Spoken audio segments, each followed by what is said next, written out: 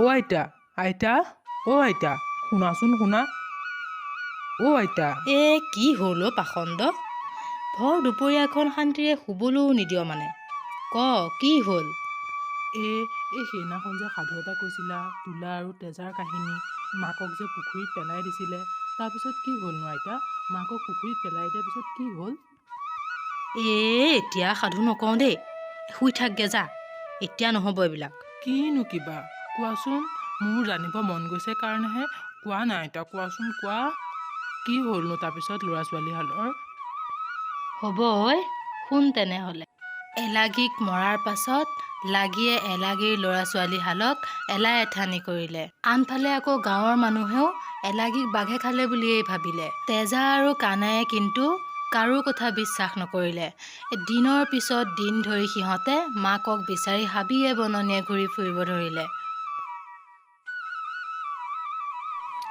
আই আই আয়ো আই কলৈ গ'লানো আয়ো আই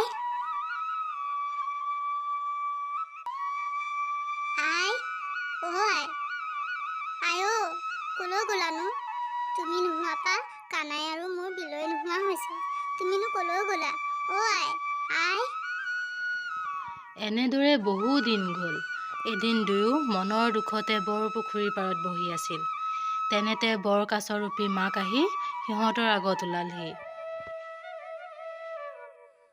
কানাই চা ইয়াত দেখোন আমাৰ আই তুমি কলৈ গৈছিলা আই আমি তোমাক বিচাৰি কিমান হাবাথুৰি খাইছো জানা তুমিনো আমাক এৰি থৈ কলৈ গুচি গৈছিলা আই মোক মাহীয়াই লাগিয়ে ইয়াতে বৰ কাছ হোৱাৰ অভিশাপ দি গ'ল বাৰু এইবোৰ বাদ দে তহঁতে ভালে আছনে শুনাইহঁত আমি ক'ৰ পৰা ভালে থাকিম আই তুমি নোহোৱাৰে পৰা মাহীয়াই আমাৰ বিলৈ নোহোৱা কৰিছে দিনৰ দিনটো আমাক কামেই কৰাই থাকে আমাক শান্তিৰে খাবলৈকো নিদিয়ে তুমি মৰমত যাচি দিয়া ভাত মুঠিলৈ বৰকৈ মনত পৰেও আই ৰচোন তহঁতে নেকান্দিবিচোন মই জলকুঁৱৰীকৈ তহঁতলৈ প্ৰমাণ লৈ আহিছোঁ তহঁতে তাকেই খা আৰু সদায় দুপৰীয়া তহঁত মোৰ ওচৰলৈ আহিবি মই সদায় তহঁতলৈ প্ৰমাণ লৈ আহিম কিন্তু এই কথা তহঁতে কাকোকে নকবি দেই মোৰ এতিয়া যাবৰ সময় হৈ গ'ল তহঁতে ভালে কুশলে থাকিবি দেই মোৰ শুনাইহঁত মই যাওঁগৈ মই কিন্তু এই সময়তে সদায় আহিম এই বুলি কৈয়ে মাক তাৰ পৰা যাবলৈ ধৰিলে এনেদৰে সিহঁতে সদায় মাকৰ ওচৰলৈ আহে আৰু পৰমান খাই থাকে কথাটো লাগিও অলপ সন্দেহ কৰিলে তাকে দেখি এদিন তাই মনতে এটা সন্দেহ কৰিলে এই সতিনী এলাগীৰ ল'ৰা ছোৱালীকেইটা দেখোন দিনক দিনে ধুনীয়া হৈ পৰিছে মইচোন ইহঁতক একো ভাল বস্তু খাবলৈ নিদিওঁ নাই ইয়াৰ আৰু কিবা এটা নিশ্চয় আছে মই মঙলী বাইৰ ওচৰত গৈ সকলো কথা ক'বগৈ লাগিব সেই বুলি গৈয়ে তাই মঙলী বাইৰ ওচৰত গৈ এফালৰ পৰা কথাবোৰ ক'বলৈ ধৰিলে মঙলী বায়ো ধ্যান দি কথাবোৰ শুনি আছিলে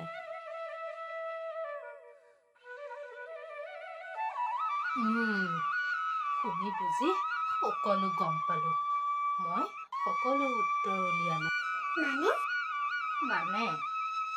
মানে শুন তোৰ সতিনী বৰ কাছই ইহঁতক পৰমান খুৱাই আছে সেইকাৰণে ইহঁত দুটা ধুনীয়া হৈ উঠিছে অৱশ্যে ইয়াৰ উপায় মোৰ হাতত নথকা নহয় ৰূপে শুনে এচপৰা দিলে উপায়টো দিব পাৰোঁ আপোনাক মই যি লাগে তাকে দিম আপুনি কেৱল মোক উপায়টো দিলেই হ'ল আৰু তেনে শুন এইদৰে মঙলীয়ে লাগীক উপায়টো দিবলৈ ধৰিলে পিছদিনা লাগীও মঙলীয়ে দিয়া উপায়ৰ মতেই কাম কৰিবলৈ ধৰিলে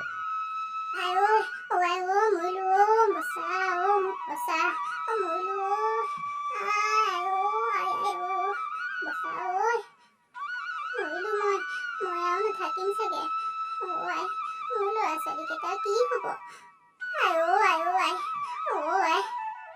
কিনো হৈছে তোমাৰ এই ইমানকে কেকাই কিয় মৰিছা কিনো হ'ল তোমাৰ কোৱাচোন কোৱা